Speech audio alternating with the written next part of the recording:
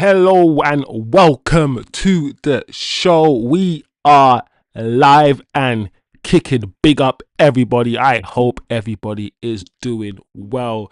It is, guys, Christmas Eve, so it is the festive period. Christmas is tomorrow. We are all wearing red. We are all wearing burgundy today because it is a Christmas period. So big up everybody. I hope you're having a great Wednesday. Christmas is tomorrow, guys. Christmas is tomorrow. Wait, today's Tuesday or Wednesday? Today's Tuesday, right? Today's Wednesday.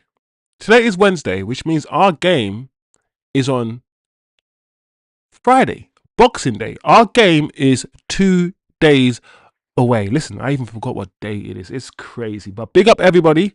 Big up everyone. I hope everyone's feeling good. It is Christmas. Of course, today, right now, you are tuned into your pre-match. This is a pre-match video or a match preview for the Newcastle game. Very strange. Usually today would be our news show, and there is some news to get into. There is some news to get through, especially surrounding Semenyo. So don't worry, guys. We will start off with Semenyo. We will talk about Semenyo. You will let me know what's going on.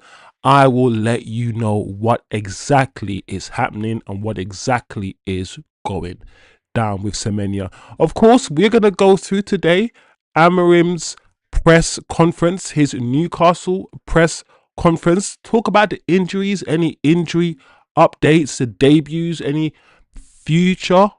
further debuts that could happen. Of course, we know about Fletcher and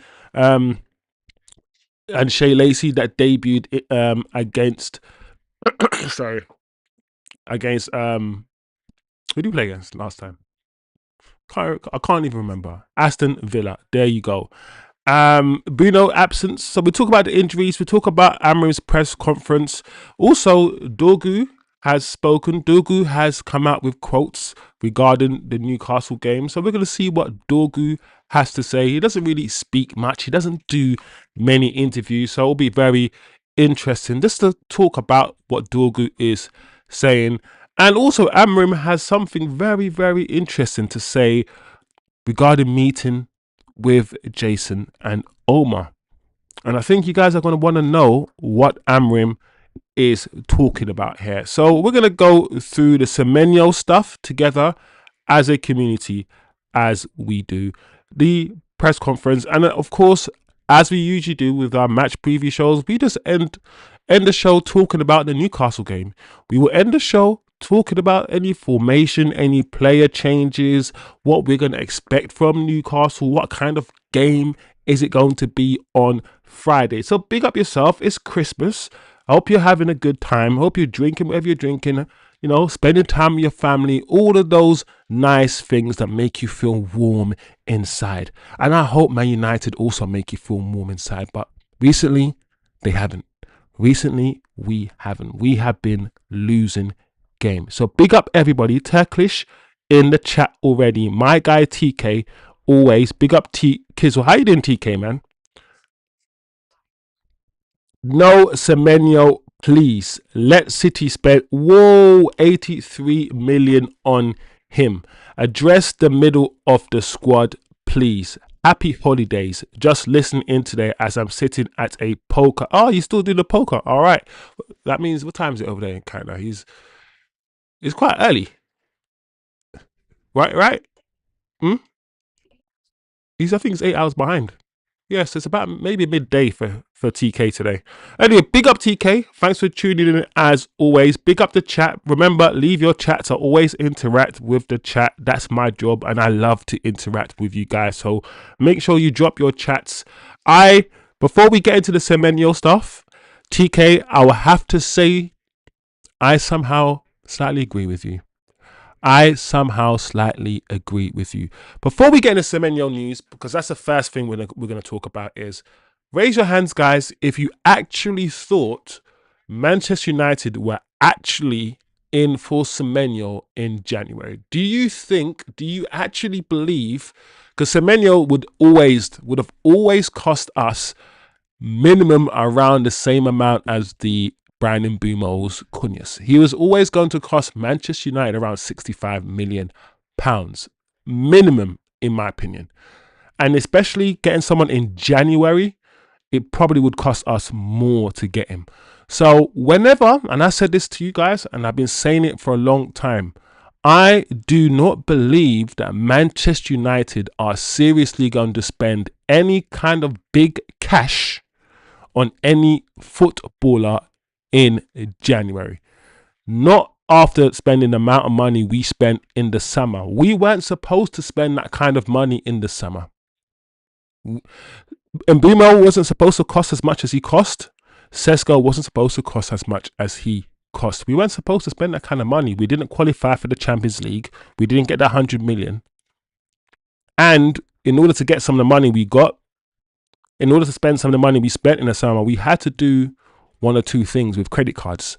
So the idea that I'm supposed to believe that United are going to spend 70, 80 million pounds on any player, any Adam Wharton, any Semenyo, any player like that in January, it's crazy. But the media, the Man United PR machine will feed you these things to give you hope, to make you carry on supporting, to drag you along, to make you believe we're going to do something. We're not going to do anything major in January.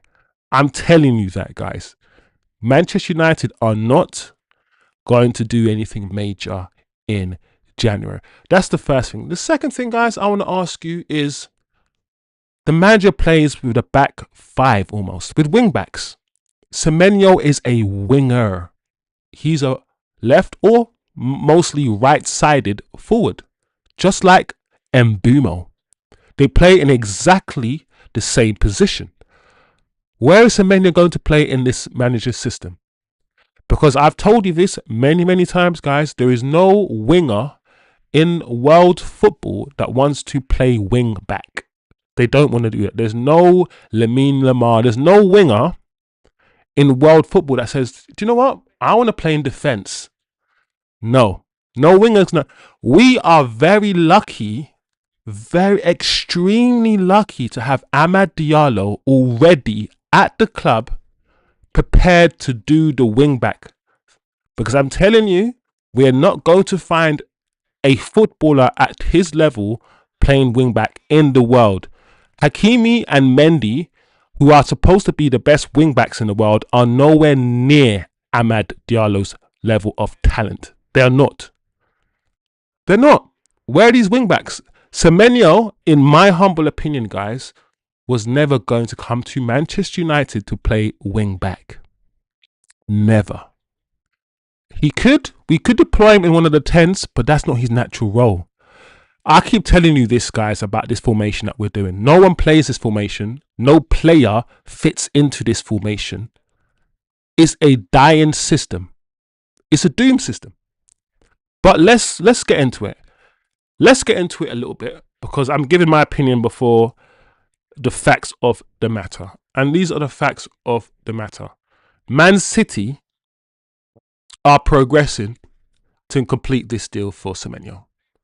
And it will probably happen in the next few days. And I believe that. I believe both Man United and Man City have spoken to him. Because don't forget, our ethos is to only table a bid, only go in seriously once we've had the go ahead. We don't want a bidding war. So what we do, and what we have been doing, and the message out from the club all summer and now, is that if you want to come to us and desperately want to come to us, then we will go in for you. Otherwise, we're not going to do a bidding war or anything like that. We are lucky that we finished 15th and the likes of Cunha and Mbeumo still remember the old Manchester United. That's the Manchester United that they fell in love with, and they want to play for Manchester United. But regardless of the manager, regardless of who was here, Cunha and Mbeumo would want to come here because they are Man United fans. Right? We forget that. We are lucky that they are Man United fans. Semenyo clearly isn't. He wants to play for a team that plays good football, plays with wingers, i.e. can accommodate me, and also are in European football. Neither one of those three things Man United can offer him. Neither one. So the story continues as this. As revealed, City have been pushing in the last 12 hours to accelerate in talks.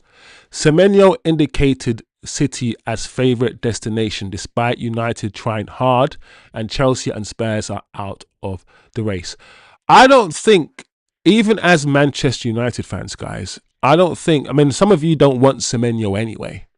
Some of you, as TK said, think there are bigger things, more important things to address, like our midfield, before we spend another bit of cash on Semenyo.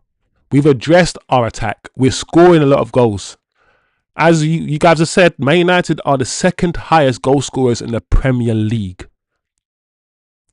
Our attack we score goals. We just can't defend. We're not set up structurally well to defend. We don't keep goals out. So, like TK and probably some others will say, let's focus on the parts of our squad that we need reinforcement more than attack. I said to you guys in the summer that I would take Semenyo. Of course I would. Despite everything I'm saying, I'm being practical and saying that Semenyo wouldn't want to come here. That's me being practical. But if you ask me what I wish, listen, I would love Semenyo as left wing back and Amad Diallo as right wing back. Can you imagine Semenyo as left wing back, Amad as right wing back, and then Cunha and Mbeumo in the 10s? That to me sounds like a dream, and I've wanted that. But then I said to myself, hold on a second. Put myself in Semenyo's shoe. I'm playing as an attacker. I don't have to run back like a donkey in wing back when I play for Bournemouth. I don't have to do that. And I'm now playing as an attacker. I'm being taken seriously. I'm scoring goals. Why would I want to go to Man United play in a very rigid system and play wing back? You know?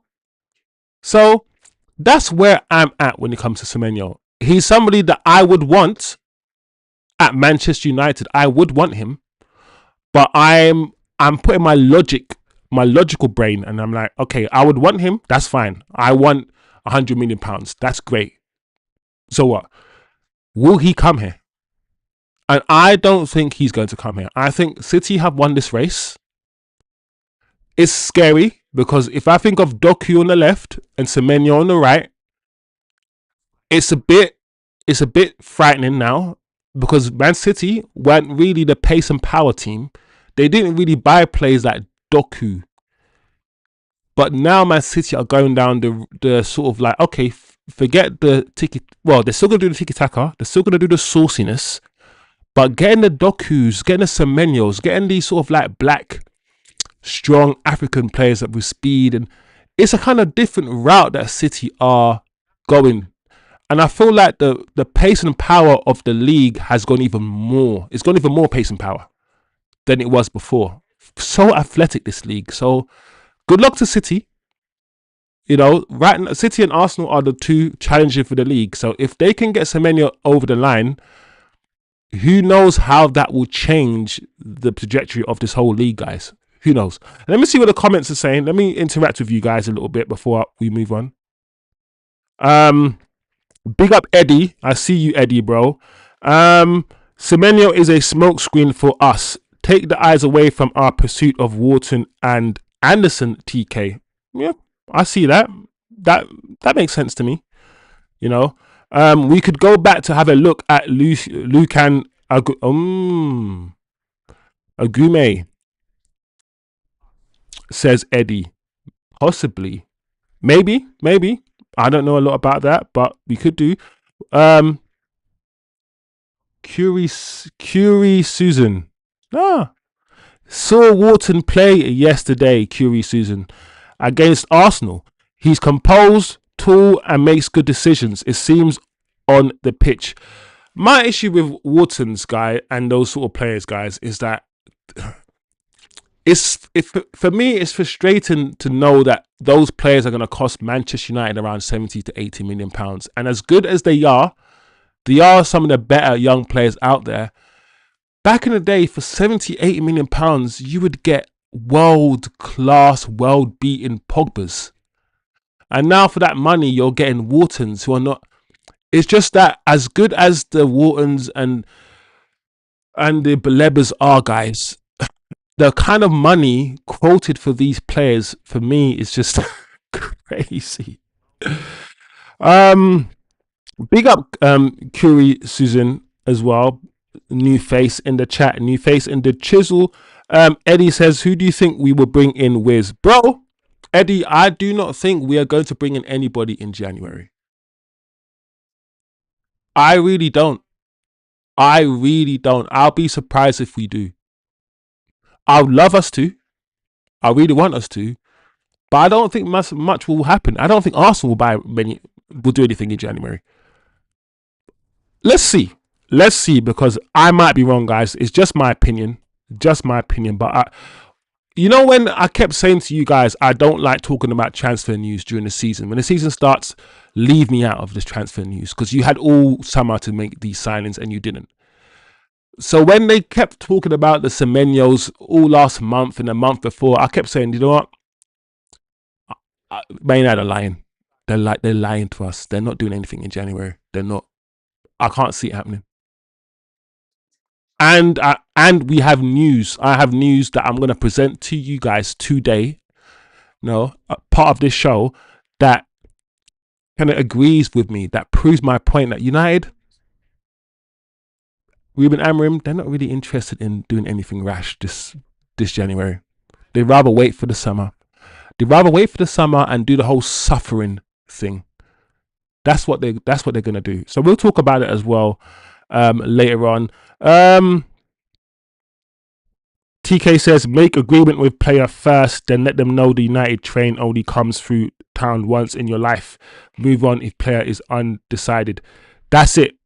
That's how we're moving now. We're moving, even though we're not big like that. We're finishing 15th. We are that club that is still feeling itself like, yeah, we're Man United today. If you don't want to come to us, we're going to come to you one time. And if you don't come to us, F off. You're never going to come to us ever again. Only thing we can offer is our name of Manchester United. We're not going to win no FA Cups. We're not going to win no Premier Leagues. We might not even get into Europe. So we're walking with our big balls, and our balls are hanging proper low still. I don't know how, but proper low and hanging, yeah, walking. We're Man United, yeah. But we're not that guy. Not that guy. We're not that guy anymore. But I love it. I love it. That's how we're moving. How TK described it in the chat is how Man United are moving now, which is true. I don't think we can compete for good players anymore. We don't have anything to offer that other teams don't have. Eddie, you took the words from my mouth. In fact, you typed that before I even spoke. So if anything, I took the words out of your head. Yeah. Yo, Niche fan, big up Niche fan. Merry Christmas, bro. Merry Christmas to everyone in the chat. Happy holidays and all these things. I desperately wanted him. Semenyo, Mbumo, Ahmad, Cunha. Sir Jim is a liar. Best in class was a lie. Niche fan, like I said, I wanted Semenyo. Part of me is a bit bitter that Man City are now going to get him.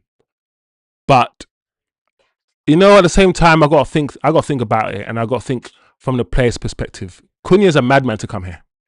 And Mbumo is a madman to come here. Like, if you are thinking about your career and you have Man City who are winning quadruples and winning titles every year, or Man United, who would you listen? I'm a Man United fan. Yeah. I love Man United, but I'm telling you this. If both Man United and Man City both offered me a contract paying me the same position. Okay, hold on a second. Hold on. It's my brain. It's your brain and my heart. My brain will tell me to go to Man City. Like, what the hell are you doing, Chosen? How dare you step into that circus of Man United? But my heart will be like, come on, you have to play for Man United. That is your boyhood club. And that's what probably happened to Cunha and Mbumo. Cunha and Mbumo sat down and they thought to themselves, just like TK said in the chat, this Man United train comes around once a year. I can be the one that turned Man United around. Imagine if I'm the one that makes Man United win the league. I will be, oh, Man United is my childhood club. When I was 7 years old, I was watching Cantona. Man, oh, I get it. I get the decision, but I don't know, man. I'd hope I would make the logical decision and go to Man City. I'd hope. I'd hope I practice what I preach. But you never know when it comes to emotions, bro. I wanted him as well, niche fan. I did. Lawrence Burry, big up Lawrence, my guy. Merry Christmas to you. Make sure you eat a lot of food and you are merry. Guys, enjoy your Christmas period, bro.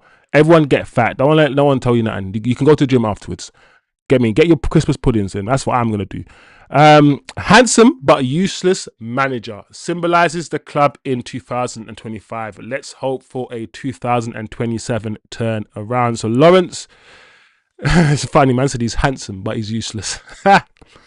I feel like Ruben Amorim's looks is a reason. Listen, I keep telling people this. Men, when it comes to football, we hover around this.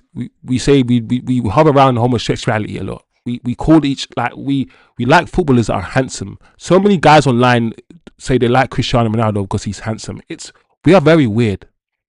We're very weird when it comes to football. I never knew that so many men liked footballers because of how they looked. I thought only girls watched Thierry Henry because he's handsome. I thought only girls did this.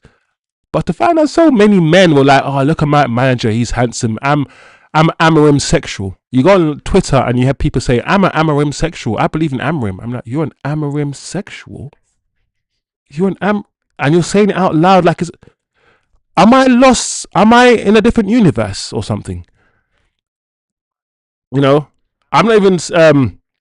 I'm only saying it because it's come to my head because Lawrence put it in my head. You can listen. Like if a man's handsome, a man's handsome. Say what you want, but I'm just saying that I've noticed that there is a growing section of football fans that are very attentive to how other footballers look. And it's just new to me. That's all I'm going to say. It's just new. But Lawrence clearly doesn't like the manager. Let's go back in for him and break the bank, says Niche Fan. Eddie says sources believe that Bruno Fernandes will return for the Manchester derby on the 17th of January, meaning he will have missed 5 matches. And that's from Simon Stone. That's Eddie. We're going to get into that as well, Eddie. What do you guys think about that, by the way? 5 matches. That's the most amount of matches that Bruno... Has Bruno missed more than 5 matches in a row ever for Manchester United since he's been here for the last 5 years? That's a quiz. That's a quiz, guys. How many? Niche fan said Neymar is a free agent. I want him... Is he a free agent? Bro. Neymar's a free agent, bro. Neymar's a free agent. Bro, Neymar. Oh my lord, bro. One of the best footballers to ever grace this planet. One of the best footballers that we will ever see. He's a free agent and he's not even like in his mid-30s yet. Bro, you know the ones where you're like, there's 1 or 2 things that'll make you abandon your principles. Now you have your principles, but then every now and again you might have to abandon your principles. I only want young players. I only want this. I only want Neymar. What? Neymar? Neymar's available? But that shit. He ain't prem proven. He's not gonna work hard. He's not gonna track back. None of that shit. Neymar, come on in, Neymar. Listen, that's bro.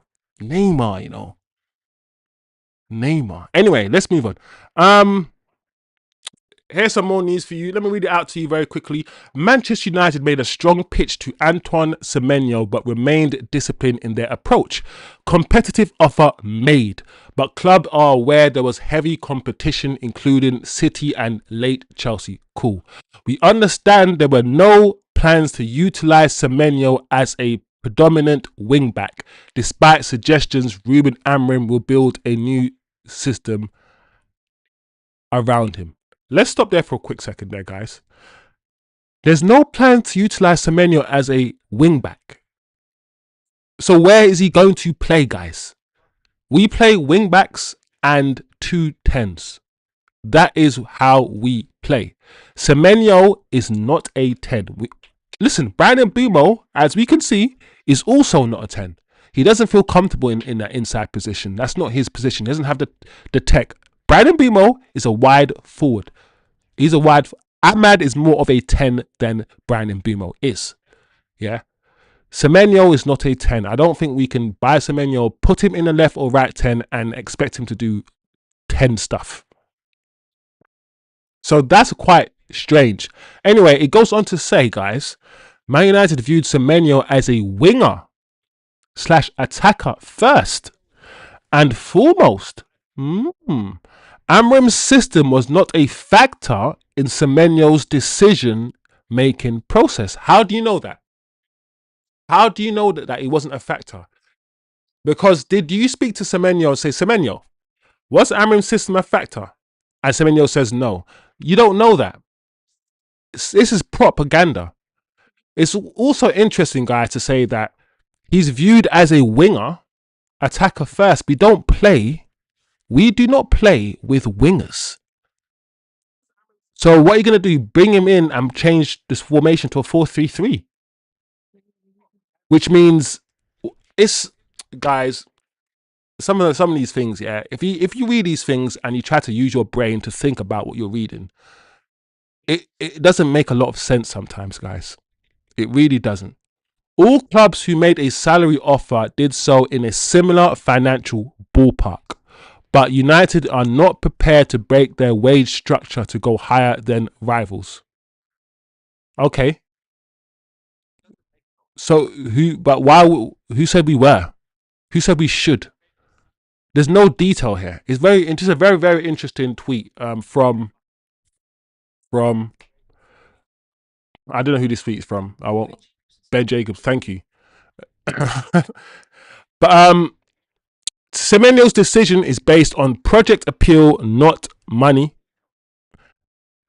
So I understand what Ben Jacobs, and I kind of understand the picture that Ben Jacobs is trying to spin here. I understand the narrative that he's trying to get at here, but it's contradictory, and it's not really coherent in my humble opinion. The explanations that he's given in this tweet, Ben Jacobs, and what he said is like Man United have fed him some lines, and the lines don't even make sense when said out loud together. That's how I feel. But either way, guys, we're not gonna get Semenyo. We're not gonna get Semenyo.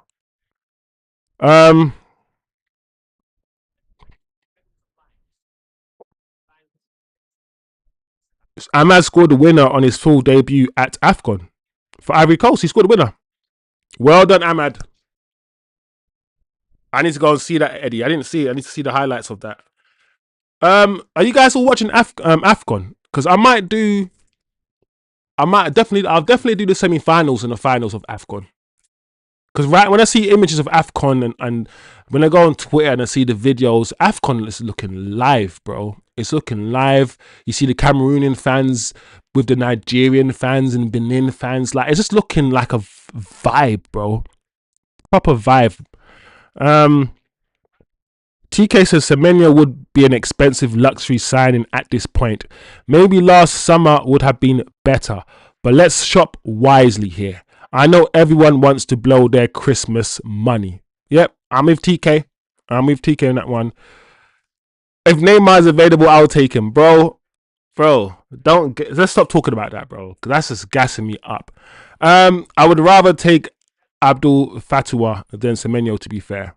Another Ghana, bro. If we are not in the African market, if we're not fully in the South American market and with our eyes open, then we are gonna miss out on the next gems, bro. That is where football is going now. If you're not awake to Africa right now or South America, then I don't know. Look at the whole French team. The whole French team is just their colonial past. The whole French team, the Pogbas and all these guys are just all the African teams they colonized. That's the whole French team. So we need to get involved, yeah, when it comes to certain markets. Get our scouts there, bro. Get our scouts there. Why not? Everyone's getting the next Baleba and the next flipping Caicedo. Why can't we? I keep saying this. Why can't we, guys? Neymar is only 33. Let's get him. I want glamour at the club. I don't care about anything else. I want to see him in the 10 just being techie and shooting. Bro, imagine Neymar wearing a Man United shirt. Bro, you know the ones where just leave him up there. Leave him up front, yeah? Him and Sesko, whatever. Or him, like, he'll be the new Cunha. Cunha be on the bench. And leave him and Mbumo up front. And then, like, oh, bro. Bro. Sorry, I love football, bro. I love techie ballers. I don't care. I love ballers. Whether you're Ronaldinho, R9, or Neymar, Rivaldo. I love Brazilians who actually play like Brazilians, bro. I love those, bro. Anyway, this man's talking like I'm talking about food, you know, like drooling and salivating, like it's food, you know. Flipping heck. Let's move on, guys. Let's see what the injury. Let's see the press conference. Let's see what the manager has been talking about, people. Who's going to miss the game on Friday? Who's present? Let's get some facts under our belt. Let's get some knowledge. Let's know some shit about what's going on. So as you all know, Bruno is injured. As Eddie already stated, he is out. And also, guys, Kobbie Mainoo will miss the next game as well. So we have no Kobbie Mainoo and we have no Bruno Fernandes for that double pivot, which means we have to start Casemiro and Ugarte. That might not be the worst thing. Put your hand up if you've ever seen Casemiro and Ugarte start together under Ruben Amorim. I've never seen it. And I know what we say about Ugarte on the ball, right? We say a lot of negative things about Ugarte on the ball because, let's be honest, on the ball, he's not the greatest. And that's me putting it politely. But I've never seen Casemiro and Ugarte. And clearly, unless he takes a risk and plays Fletcher, or brings Mount back into double pivot, which he could do. I'm not against that. I think it's likely that we're going to see Ugarte and Casemiro. Assuming Casemiro is back because he's only suspended because of his yellow cards. He didn't get a red, so he only misses one game. So if I'm wrong, if you believe we're going to start a different midfield pivot, let me know, guys, if you disagree. But I don't really see what else we could do, guys, other than Ugarte and Cass. I don't know. Let me know, guys. Let me know.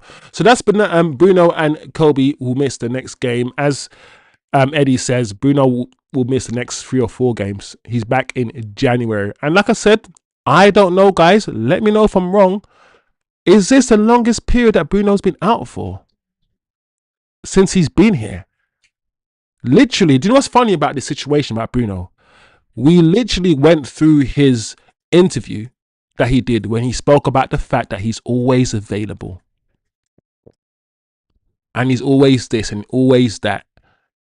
He did that interview, which was apparently, you guys told me it was 2 weeks ago.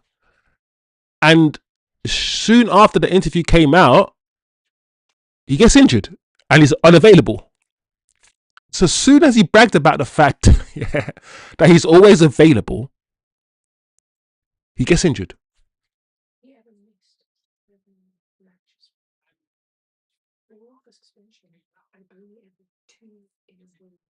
I've just been told now that Bruno Fernandes, this is how you got to rate Bruno. Whether you like Bruno or not, yeah. Whether you like Bruno or not, yeah. And you know me, guys, I criticize Bruno heavily. But I always say this, bro, his body, and he's not even that athletic. Look at him. He's like 5'9". Like, he's skinny. He looks like you could break him. But since he's been here, he's only missed 7 matches. Like, what the hell kind of mutant alien is this, bro. I'm pretty sure this man has been here 5 years, yeah. And he's missed 4 matches. What? Let's see this. 4 matches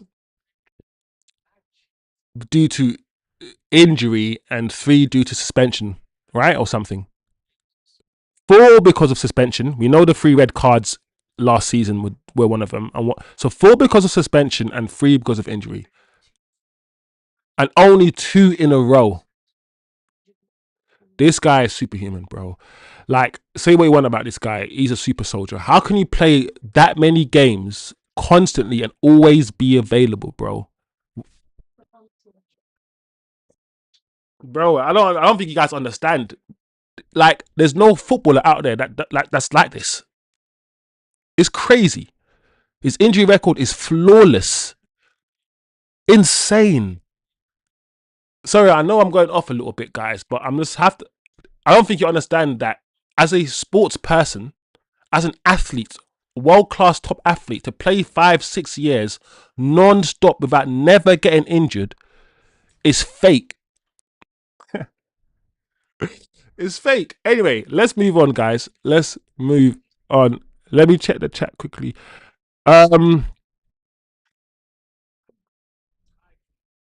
Imagine a black kit with Neymar on the back. Oh, but you guys are still trying to gas me up with this Neymar. You guys are trying to say no to drugs or say perhaps, but say no to Neymar. TK's not in it. TK said no. I don't care how good he is. Neymar is physically finished. Yeah, I feel like everyone in the chat surely must know that it's a, you know, when you want something shiny, it's that shiny toy that we want. I think we must understand that physically, especially how the Premier League is going now, Neymar can't. I don't know if Neymar can play in this Premier League. So Osman says Neymar is physically finished. He is retired. He is retired. Every man who goes Saudi is retired, even if they don't say it. Big up TK and the 3 Kings at Christmas Christmas time. Osmaniac, man. All right, cool. All right. Let's move on, guys, quickly, so people can go their Christmas. More injury news, just to wrap up the injury updates. As we know, De Ligt and Harry Maguire are still out. We are working on them. They're not going to be available anytime soon. Apparently, maybe the next one. But I'm not going to lie, guys. I don't think these 2 are going to be back even for the next one either. I think we need De Ligt, guys. The more and more time goes on, and I see the heavens and I see Lenny Euros, and as much as I know the youngsters, listen, if they're 18 and they're doing what they're doing, which means that at the age of 19, 20, 21, by the time Lenny Euro and Heaven get to 21, 22, they're going to be much better. And that's how you create it. Rather than buying a Gehi, let's create our own. Rather than buying a Baleba, we've got Kobbie Menu. Let's create our own. We need to give these youngsters time to be crap on the pitch, because every youngster has bad games, and also be good. We need to give them space to grow. And right now, Man United, we just need to win all our games. There's no time to watch a youngster fail and then pick themselves up and fail. We ain't got time for that. We ain't got time to see a youngster make errors and concede goals and make us lose games.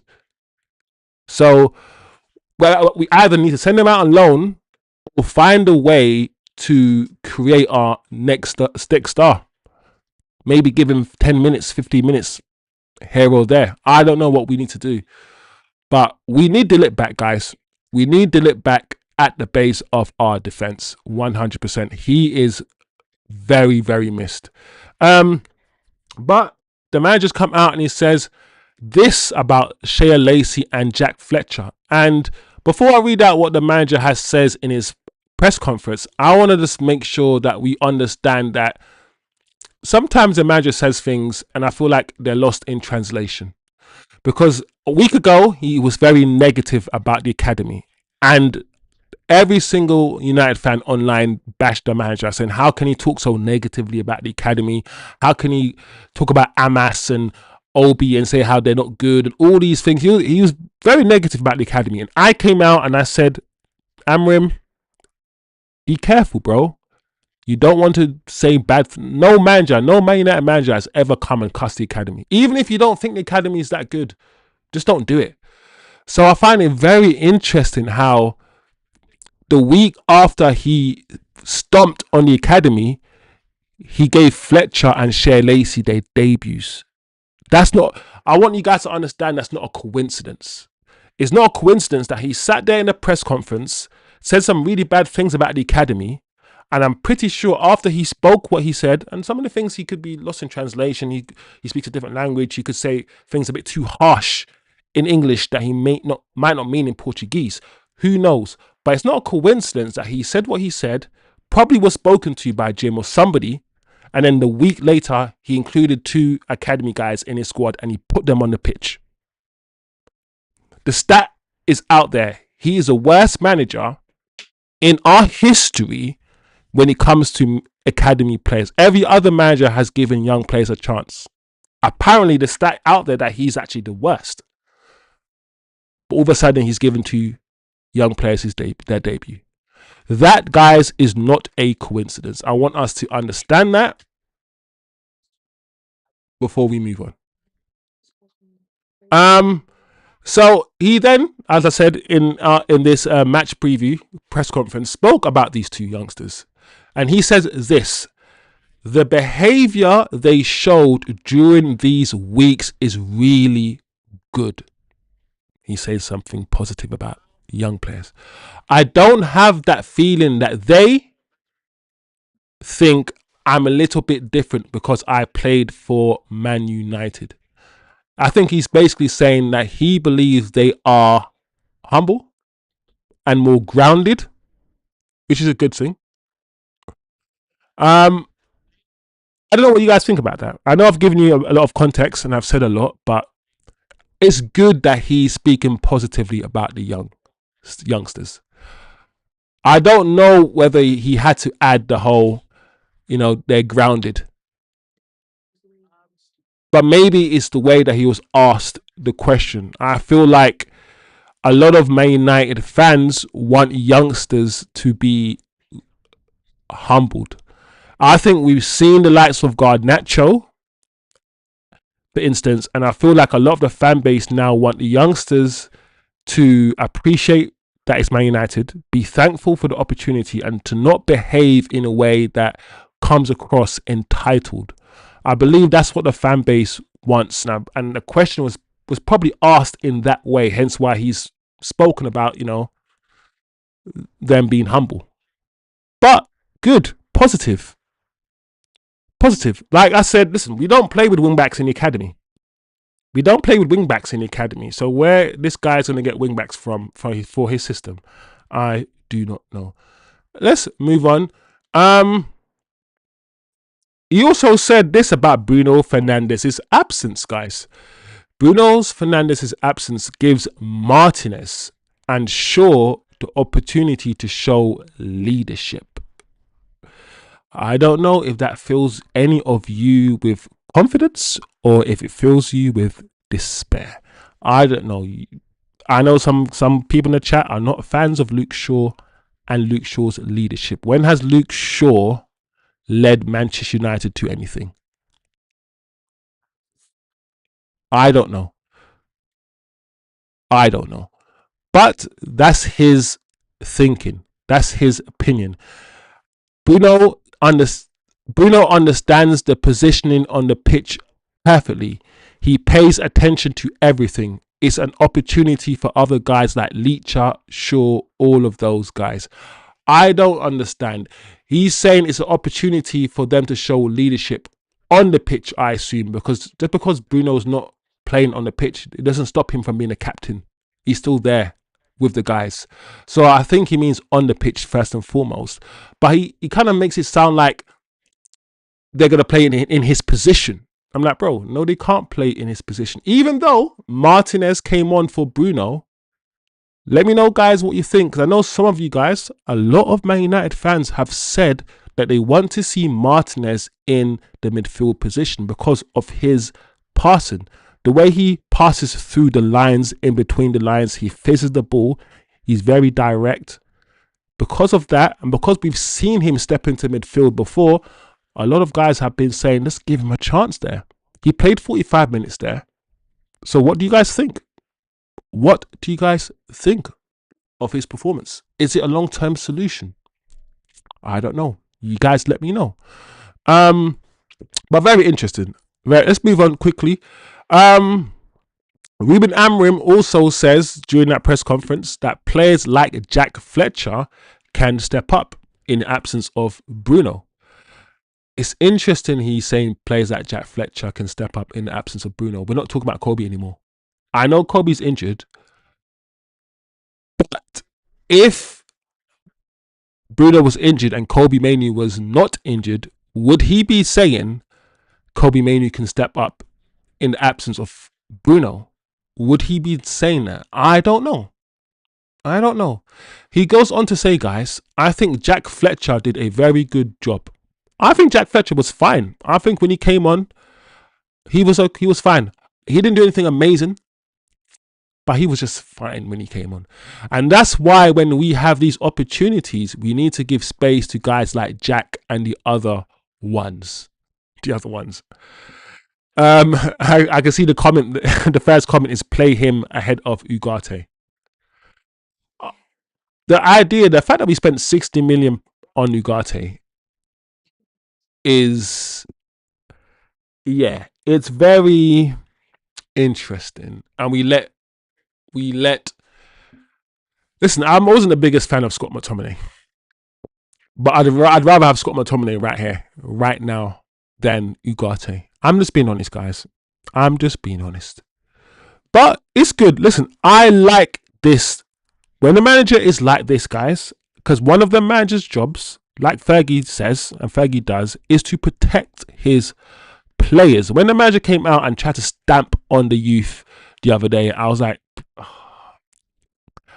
even if you do believe that, you don't listen. You don't tell a young player, listen, you're crap. Get the hell out of my face. You just say he's not good enough. You just say, even if you believe it, you just don't say it, bro. They're young players. I'm pretty sure Semenyo, and don't forget Semenyo, where Semenyo started. Semenyo started in Division what? In the National League. Where did Semenyo start, guys? If you look at Semenyo's career, Semenyo started in League 3 or something crap. And I'm pretty sure he was told he would never be a Premier League player. And in about 3 seasons, he moved up to the Premier League. Let's not try to destroy young players beforehand. That's what I'm saying. Anyway, let me quickly read the chat before we move on. I know I've been saying a lot, guys, and giving my opinions a lot, but let me just make sure everyone is good. If Neymar is available, we'll take him. I mean, for Neymar too.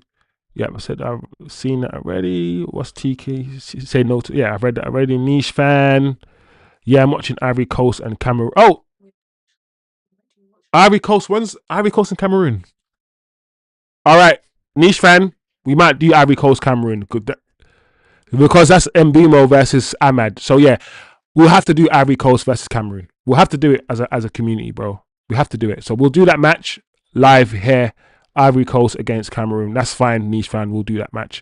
Africans and Brazilians are the best footballers and athletes, says Niche fan. Yeah, and anyone that comes from them, including Caribbeans. Don't forget, Jamaicans, we dominate athletics, bro. We dominate sprints. And we are descendants of previously enslaved people. Listen, the past is horrible. They took the strongest, biggest, and tallest of us from Africa. And they brought us to the Caribbeans and they brought us to America. That's what happened. A lot of what you see is the result of colonization. But this is not the channel for that. So let's move on. Exactly. Just leave him up front and let him cook with Cunha. That's Neymar. Yeah, man. That's it. Bro, we can do that. Low block. Niche fan. Low block settings. Because we play better counter-attacking anyway. Low block settings. Defend low. Just give it to Neymar and let Neymar, Cunha and whoever just cook. Let them cook, bro. Portuguese people are physically robust. Bro, Oh shit. This, they must be. Portuguese people must be physically robust because, like I said, Bruno, he's fake, bro. This guy wants to be part of the show, you know. Probably trying to put me off. Respectfully, Amorim has to be on three lines like Adidas.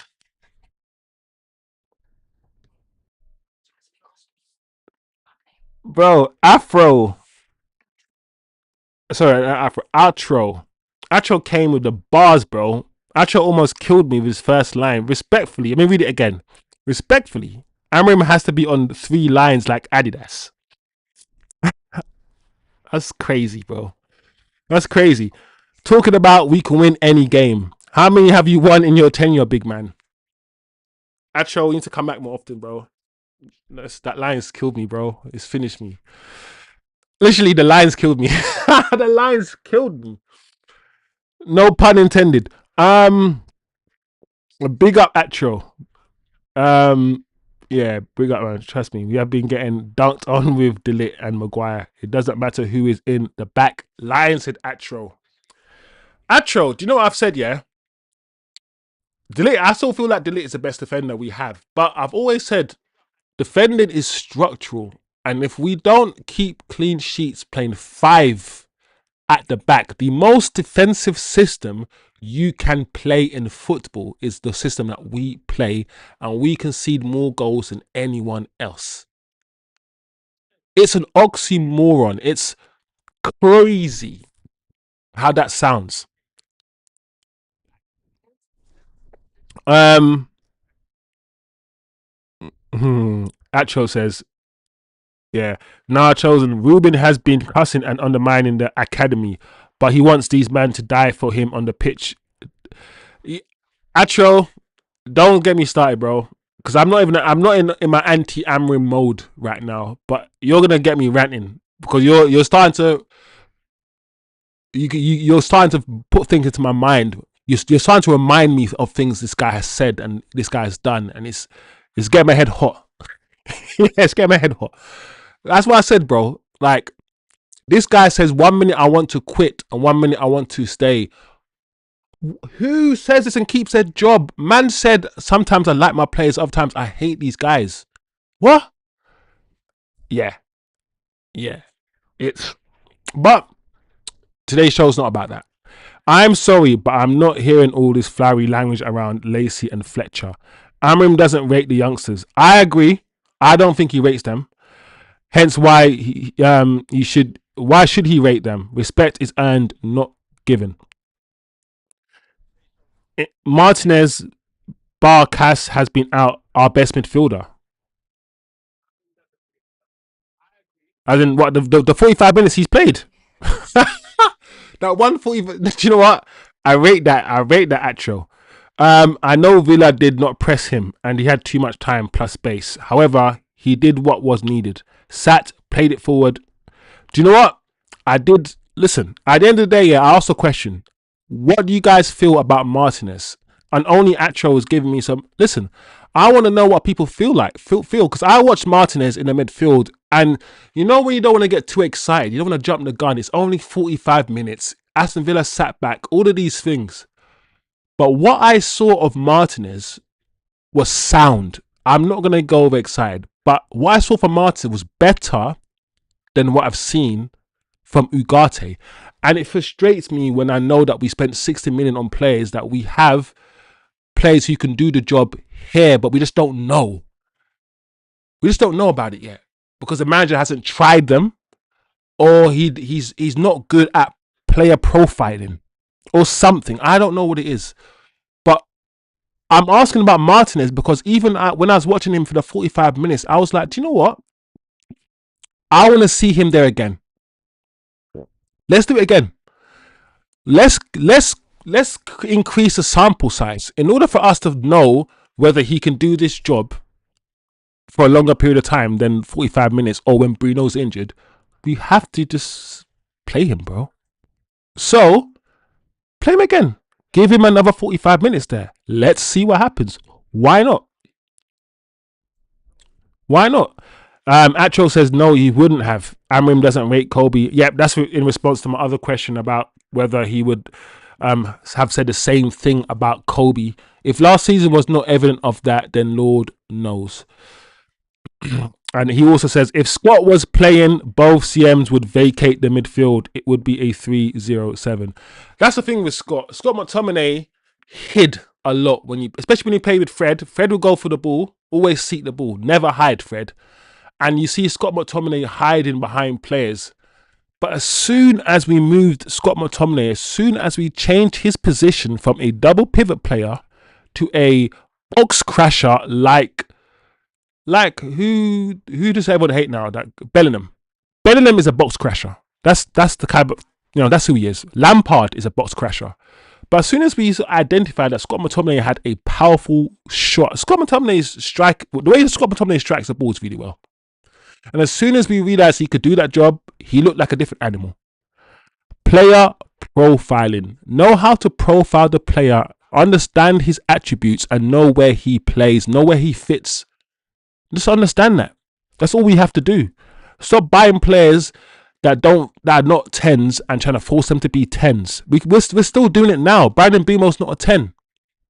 We're going to get Semenyo, a winger, and play him where? As a 10. Just get the players that play in that position so you don't need to do too much, bro. That's all I say. Yo, big up Atro, man. Atro proper answered my questions, man. Proper engaging, Atro. You're making the show longer because I'm engaging with you, my guy, but it's a good thing. Big up Atro. Coming in, he engaged. Big up, man. Make sure you subscribe and all that.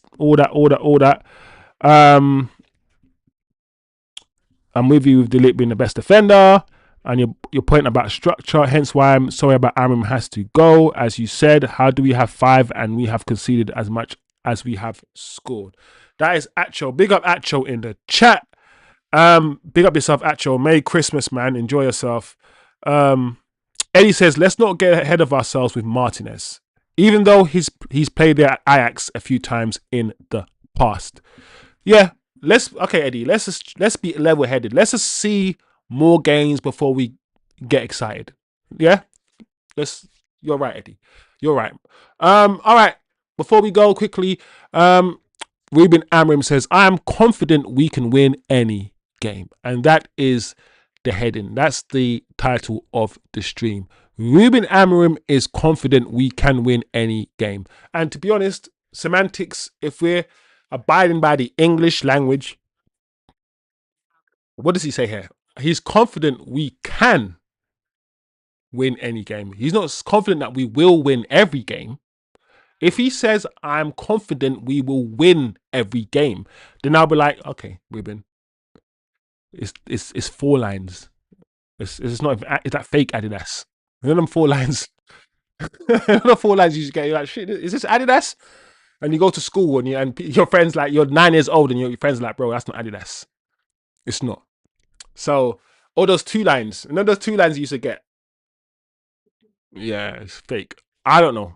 But he just says, I'm confident we can win any game. And when I watched the Aston Villa game, guys, I know it was disappointing, especially the second half performance, but I still don't believe we deserve to win that game. In fact, I still kind of think we had the better of the chances against Aston Villa, despite the fact we had no Ahmad, no Mbumo, no Delete. So, I don't know. I don't know, guys. He goes on to say, of course, we have some problems, but I believe in the team even without many players in this moment. I believe in the team and I believe that we can win any game. It is more difficult, yeah. But again, I trust in my players, and if we are really focused in the game, we can win. That's a big contrast to, sometimes I like my players, sometimes I hate my players and all these things. This is what he needs to do, bro. I'm telling you, as someone who plays football, I think most of us play sport. Most of us would be motivated by our manager giving us, some motivation rather than kicking us in the ass. You can motivate people differently, but this is good. This is good talk. I don't mind this talk, guys. I don't mind this talk. I don't mind this positive talk. More of this. More of this optimism.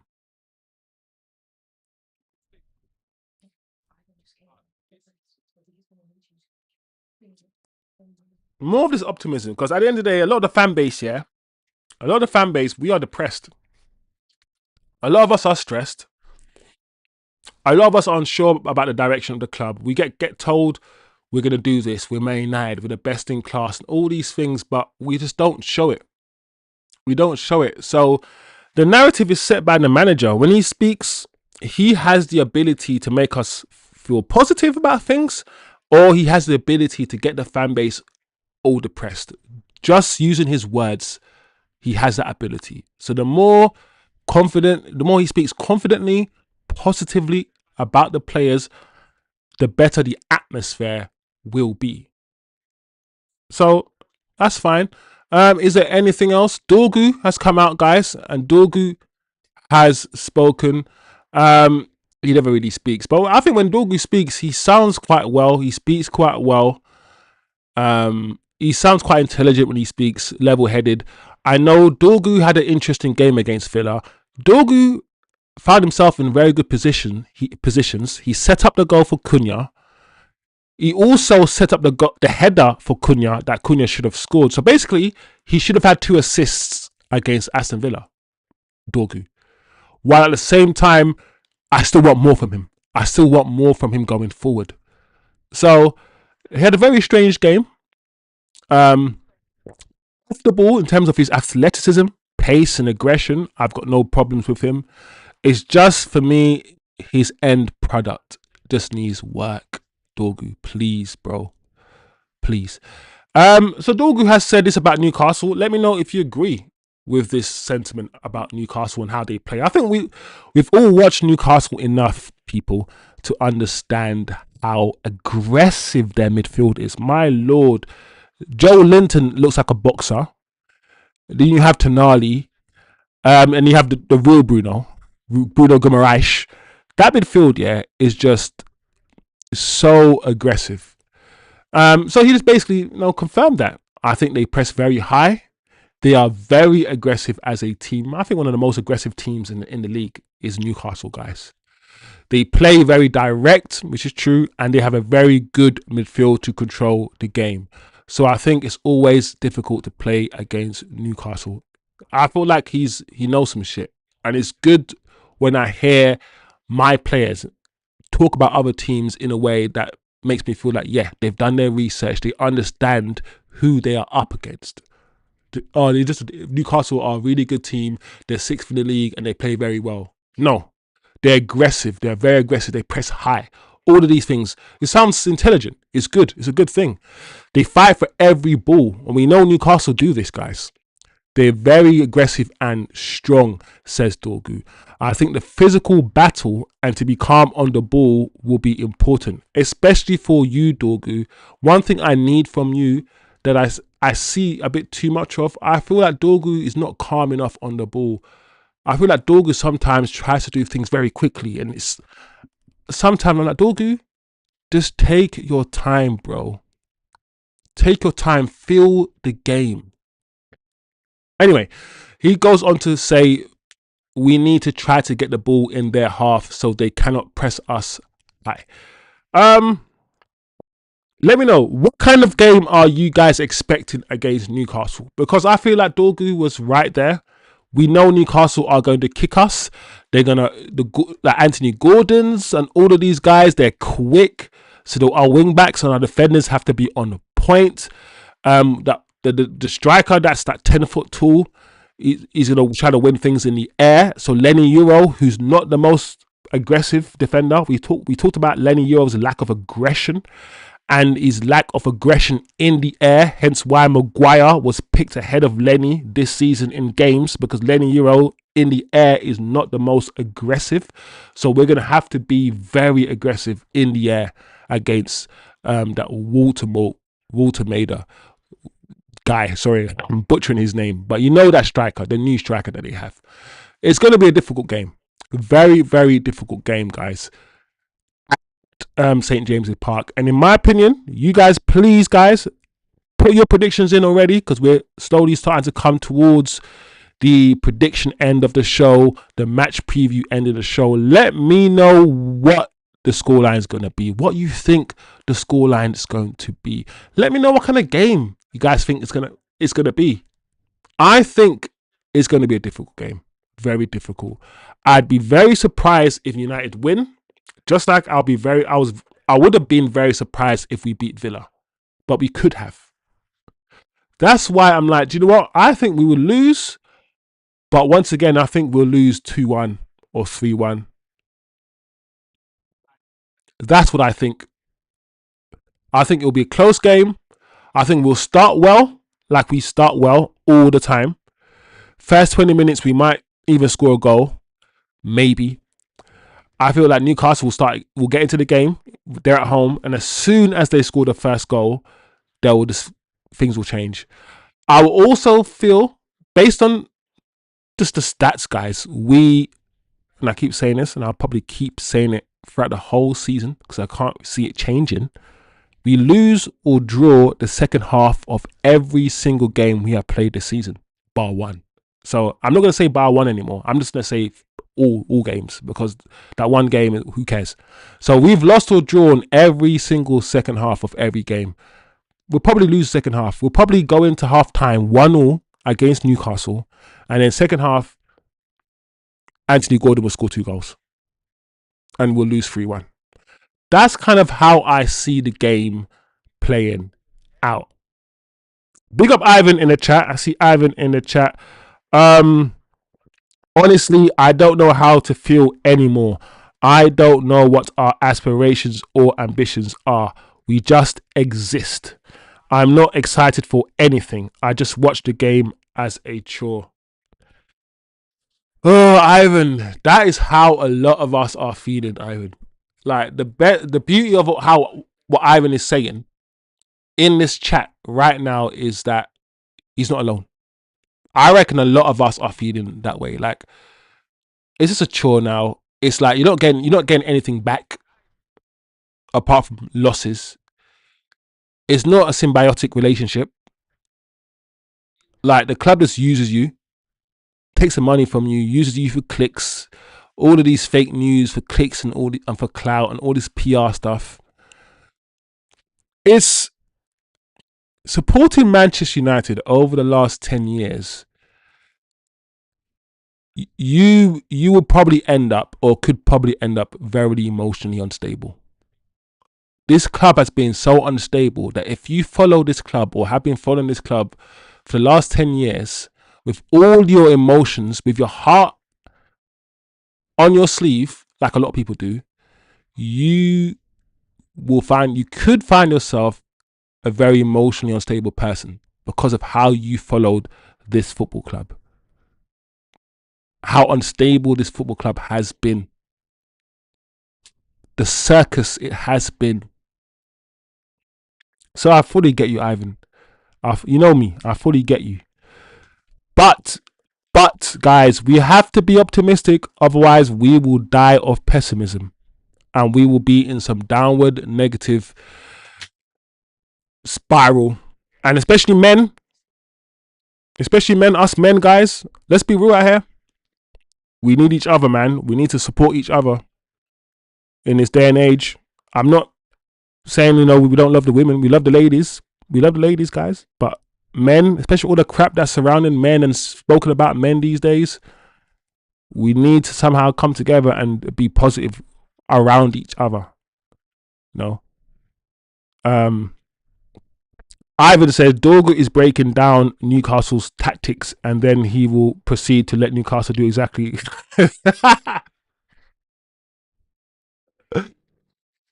Oh, man. Well, see, that's the Ivan that I know. Ivan showed his two sides. Ivan opened up and said something really deep and really deep and meaningful. And then he went back to being Ivan. Ivan went back to being Ivan. Big up Ivan, man. Ivan. Oh, man. This is how you end the stream, guys. I want to end the stream in a positive way, in a nice way. And I saw this picture online, and I thought I'll bring it to your attention, even if you haven't seen it, or even if you have seen it, should I say? Have a look at it again. This is the full 2025 to 26 Manchester United squad photo, and this is not. I mean, if I know it's a live show right now, but we can do the full screen game shot analysis, all that other stuff that we do to get the full screen on. But this is the full picture, guys, of the squad, male and female, men and women. Just so I get everything right, all pronouns and all that stuff. I don't want to alienate nobody. Doesn't matter. It doesn't matter.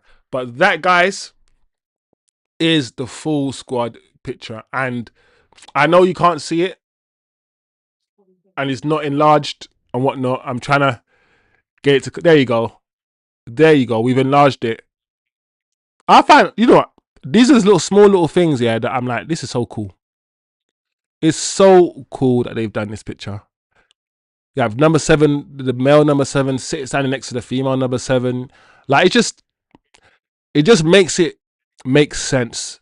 Yes, you have a men's team. Yes, you have a women's team, but we're all Manchester United. And it does well to promote the women's team. I'm not gonna lie, I pay attention to women's football, but I don't watch women's football. I might start doing it, but I just don't have enough time to watch women's football. But I pay attention to it. I know that Man United's women's team are doing really, really well this season. So every time I go online, I'm always seeing it. I'm hearing about it. I'm seeing it. So big up to the Man United's women's team. At the end of the day, listen, this is how I see it. If the Man United's men's team keep messing up, yeah, I'm supporting the women's team. If the women's team start winning trophies and start winning Champions League, do you think I'm going to continue watching the men's? Are you mad? One, I love women. I love women. So 2 birds with 1 stone. I get to watch women and I get to watch football. No, I'm joking. But it's interesting to see. Look at the height differences. Look at Heaven. Look at Heaven and look at Lady Euro and look at that defender next to them. Oh, man. Is that Malacia with the huge smile? Yeah, Malacia. Malacia is cheesing. Malacia is cheesed. Malacia is like, how did I get here? Malacia's like, I'm still here. Malacia's like, oh my God, I'm still here. Look at Sesko. Sesko's cheesing. No, this is a nice photo. Who is it? Look at Mbimo. Who's not happy? Oh my gosh, look at Kobbie Mainoo. Kobbie is not. Kobbie's just serious. Kobbie's like, man, why am I here? They don't even play me, man. Why am I here? All I want to do is play football, man. Fuck this manager, man. Fuck this manager. The 2 captains next to each other, Bruno and. But isn't Thingy the captain? She's not. Is she the captain? What's her name? The captain, number 7 for United Women. Keep going. That's it. Her. I thought she was a captain.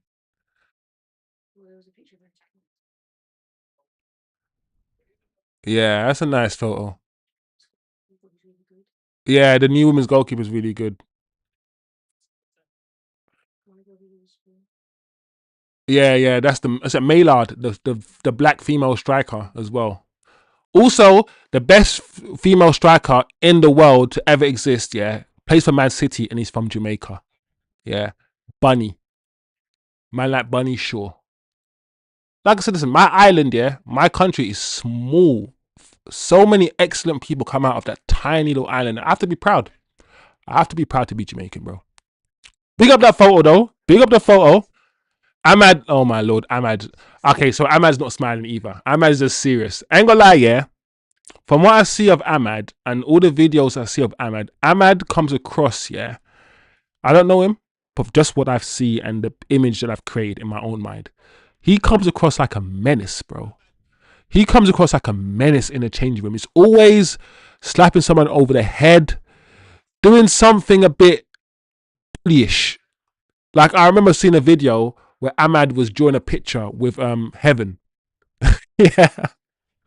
I was like, bro, Ahmad's a menace, you know. He's the smallest guy in the changing room, probably, but he comes across as a guy with the like who's the most menace. Oh my god, what is this? This won't be was this copyright or not? Why is everything copyright, bro? I can't play no videos for you, man. I can't play no videos for you, man. Because everything has to be copyrighted, bro. Even I go on Twitter right now, guys, and I want to play this video, yeah, on my stream. I'm like, bro, if I play this video, after I upload the stream, I'm gonna get a copyright thing. And I'm like, bro, why is this copywritten? It's just I see the name across the I see the name across the videos. I can tell someone's tried to. Oh my lord, I can't play this. Anyway, 10 seconds of it. What's he doing anyway?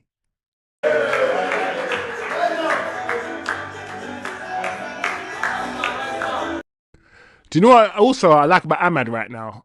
Ahmad, yeah, is like, what's he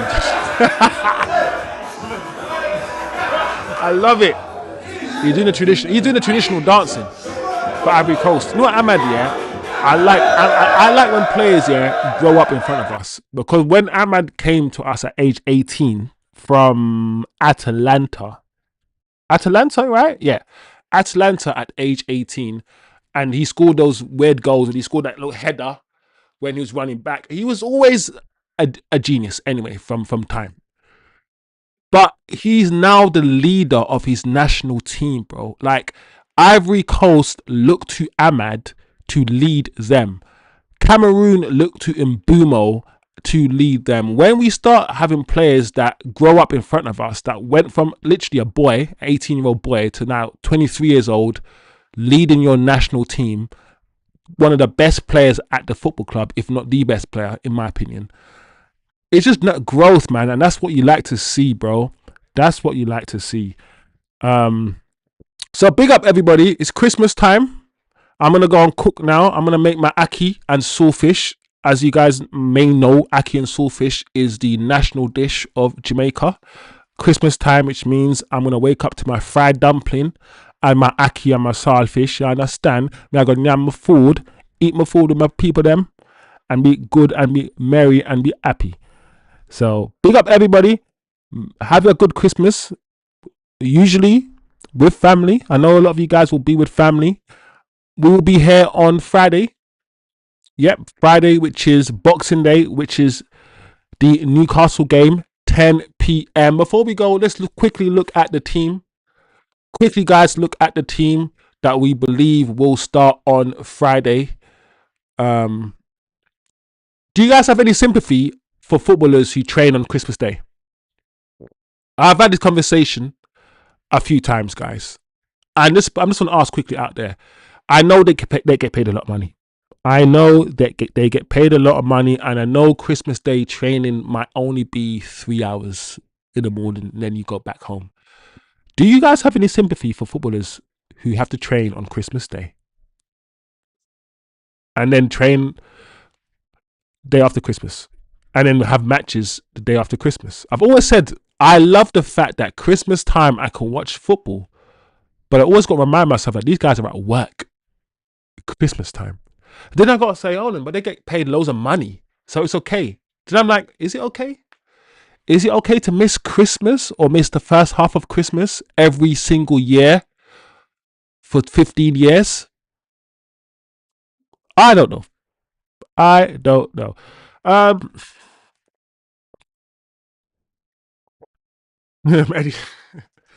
we stop waffling about the women's team. You ain't watching that shit. Do you know what? Yeah, I want to, Eddie. I want to. I'm open. I'm not one of those guys who's closed to watching women's football.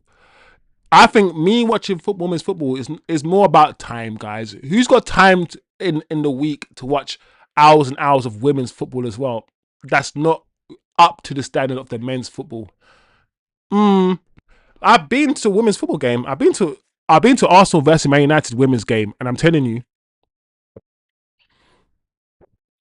if you're a single guy If you're a single guy in this country and you want a partner, you're looking for a partner in your life, and you want your girl to like football, go to a women's game. I'm telling you, yeah, I've never seen so many women there's so many women in a women's game.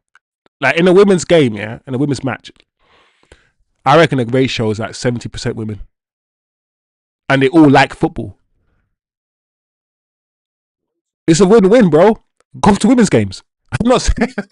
Listen, this sounds kind of mad. I'm not saying go to women's games to pick up. No, in fact, it doesn't sound mad. Because at the end of the day, you need a wife. If you're looking for a woman, which men look for women, we do this. Why not look for a woman at a football match? Why not? So there's many reasons, many reasons to watch women. I'm joking. I'm playing, guys, or am I? And I'm really a little bit. I'm playing a little bit. Um. Oh, TK won his stuff. Big up TK.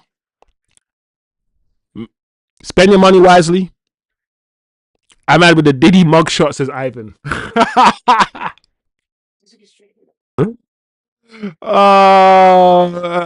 No, bro, celebrating being away from. Yeah, you need a break, Ivan. You pulled a Charlie Sheen. Bro, TK's win. TK, is it me or TK's been winning for the past couple of weeks? TK's been doing a lot of stuff for the past couple of weeks and he's been enjoying his life. So while we've been watching Man United and struggling, TK's just been like going here, going there, playing poker, doing all these things, bro. Enjoy it, TK. Enjoy it, man. There you go, guys. I don't see. Let's move it back to the 5 because I don't. We're not going to do that. So put Dallo up next to Ugarte. Yeah, and that's it. There you go, guys. There you go. That's our team on Friday. So let's go a bit forward. Yeah, there you go. I'll be surprised, guys. As usual, we were correct when we put out our team before the Aston Villa game. The only difference being was that Kobbie Mainoo was injured, and we didn't know that. We didn't know he was injured. So Kobbie Mainoo was injured, and therefore Ugarte started next to Bruno. But both Bruno and Kobbie Mainoo are injured. And I can't see the manager or reason why the manager will change the team. He doesn't have many options. He won't play Zaxi. He won't even start Zaxi. I'll be very surprised if he does. Therefore, I think this will be the team that he plays against. Sorry, guys, against Newcastle. And even though that double pivot isn't creative, there's no. I mean, Casemiro does pass the ball forwards. He does, and he can. He's a good passer of the ball, Casemiro. But he's not Bruno. He's not Bruno. So there isn't the most amount of creativity in that midfield too. However, can this midfield two of Casemiro and Ugarte help us keep a clean sheet? Can they help us defend better? Because we complain about Bruno defensive awareness in the double pivot, how Bruno is not disciplined enough in that double pivot. We concede so many goals because of Bruno's ill discipline. At the same time, we score goals because of Bruno's passing and attack. Giveth and taketh away. So what's going to happen? What will we lose? And what will we gain with this change? I leave it up to you guys to talk about, to decide. Is this team good enough to beat Newcastle? Yes, it's good enough. Will it beat Newcastle? I don't know. Newcastle's midfield right now, Newcastle's midfield will be better than ours right now. Of course it would be. I would choose their midfield right now above Ugarte and Casemiro. For sure. So let me know, guys. Get your predictions in before we go. Like I said, I'm thinking 3-1 Newcastle win. But I don't know, guys. I feel like this might be another game where we give a decent account of ourselves. We'll see. We'll see. Either way, guys, Merry Christmas. Like I said, I'm going to go and cook my food, my ackee and saltfish. Enjoy your Christmas. You know, make sure you drink, be merry. You know, if those of you who believe in God and think that Jesus was born in Christmas, good luck to you. No, I don't think he was, but celebrate your Jesus, celebrate God and all these things, Allah, Buddha, all of you religious people, do what you need to do. Be happy, be merry. And yeah, Friday. Friday is match day. Kickoff is at 8 p.m. So we'll probably go live around 7:30 on Friday. Big up yourselves. Merry Christmas. It's been, when do we start a push? July? 6 months? July, August, 6 months, 5, 6 months. And we got 600 subscribers, guys. So we're not doing too bad as a community. So well done, everybody. Thank you. It's not the last show of the year yet, but thank you, every single one of you. It's been a ride and it will continue being a ride. You guys make this show amazing. The chat, the vibe, the community, everything is it just feels good, bro. It's just nice. Everyone can come here and say their piece. I might not agree with you. Some days I might be in a combative, argumentative mood. I'll be real with you lot. But we all come here, we say our piece, and the community is just nice and chilled. So big up everybody, bro. It's been sick. Long may it continue. Enjoy ourselves. Let's have some fun. And yeah, I'll see you guys on Friday. Merry Christmas, guys. If anything, no, I'm not going to promise it. Big up yourselves, guys. See you on Friday.